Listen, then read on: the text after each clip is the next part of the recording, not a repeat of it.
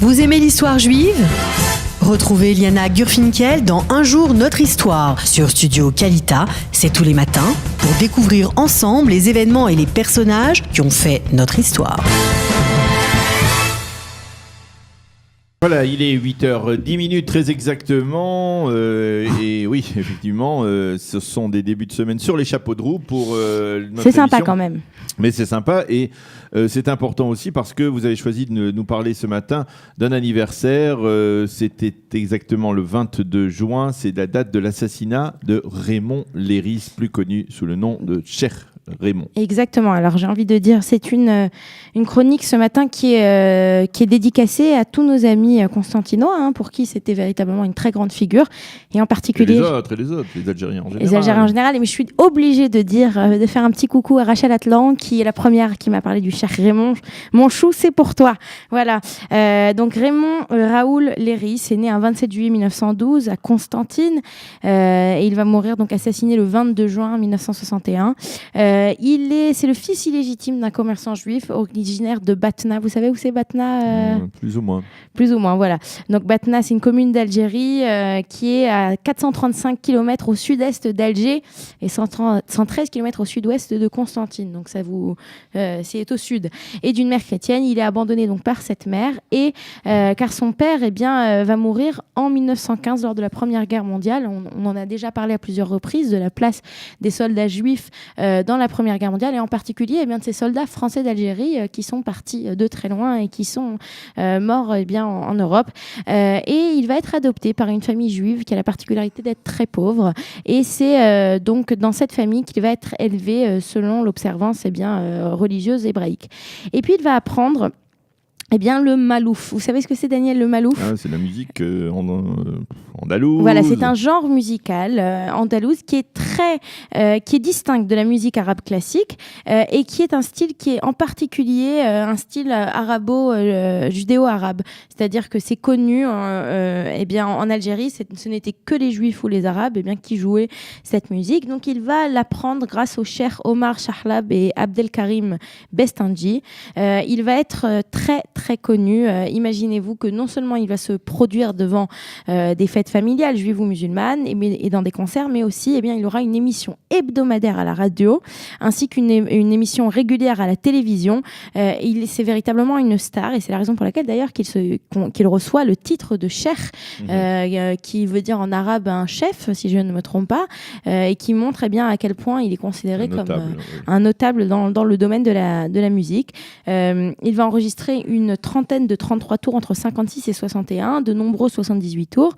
Il a un orchestre qui est composé de grands noms de la musique. Là, je vois que vous faites des signes. On va bientôt l'écouter et le voir. Voilà. Alors, vous entendez, il y a la flûte. La flûte, ça c'est très... voilà. C'est lui, c'est Cher Raymond. C'est un des rares enregistrements qu'on a de lui. On a eu quelques rares enregistrements, et surtout dans les années 2000, son gendre, j'allais en parler, son gendre Enrico, qui est Gaston Grenassia, plus connu sous le nom d'Enrico Macias, va faire sortir un double disque, un double CD de sa musique remasterisée. Donc comme je vous l'ai dit, dans son équipe, il y a des noms très connus comme Nathan Bentari, Chaim Bentata, Larbi Bellamri, Abdelhak, et le violoniste Sivon Grenassia, dont son fils, c'est Gaston, qui est guitariste, qui va épouser la fille du cher Raymond, qui est Suzy, et qui va se faire connaître sous le nom d'Enrico Macias. Et sa vie est tragique, puisqu'il va être abattu d'une balle dans la nuque le 22 juin 1961 au souk El Asser de Constantine. Il a 48 ans, c'est sous les yeux de sa fille Viviane et d'une autre personnalité qui est Paul Amar. Paul Amar était à cette époque très jeune, et il va écrire dans son livre Blessures. Il incarne la société rêvée où des hommes s'enrichissent de leurs différences. Il s'entête d'ailleurs à donner des concerts en pleine guerre et à rassembler les uns et les autres dans une même ferveur. Je vois enfant des hommes pleurer, émus et attendris par ces mélopées, et je pleure aussi, mais pour une autre raison. Le jour où cet homme tombe sous mes yeux, abattu de 2 balles en plein jour, place du marché. J'ai 10 ans, je suis à quelques mètres de lui quand les coups de feu sont tirés. Raymond s'écroule et je reste près de lui, figé, tétanisé. Je comprends ce jour-là que le monde n'est pas innocent. Ils ont tué l'artiste et plus encore l'homme de paix. Ils rendent dès lors impossible tout espoir de réconciliation. Et cette dernière phrase, eh bien, elle est véridique puisque pour la communauté juive de Constantine, alors la communauté juive de Constantine à l'époque, c'est 40 000 personnes, c'est la moitié de la ville de Constantine, eh bien, ils vont comprendre ils prennent cet assassinat comme un avertissement, et bien que l'assassinat n'a jamais été revendiqué, mais tout le monde sait que c'est le FLN qui l'a fait, eh bien, la communauté va tout de suite faire ses bagages, partir une main devant, une main derrière, et ils vont venir s'installer en grande partie ou en France ou en Israël, à Ashdod.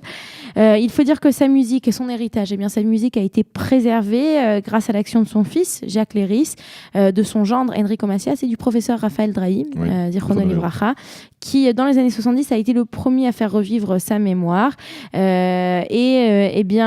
je vous l'ai dit, il y a eu plusieurs albums hommages qui sont sortis depuis.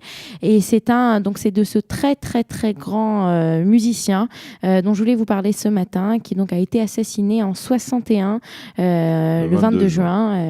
Voilà. Presque jour pour jour. Merci beaucoup, Eliana, de nous avoir rappelé le souvenir de cette grande personnalité du judaïsme, on va dire, algérien, de la musique algérienne, la musique andalouse algérienne. Merci de l'avoir fait ce matin, c'était important de le souligner. Nous allons marquer une pause tout de suite après le jingle, la revue de la presse et des médias israéliens. Vous aimez l'histoire juive ? Retrouvez Liana Gurfinkel dans Un jour notre histoire sur Studio Kalita, c'est tous les matins, pour découvrir ensemble les événements et les personnages qui ont fait notre histoire.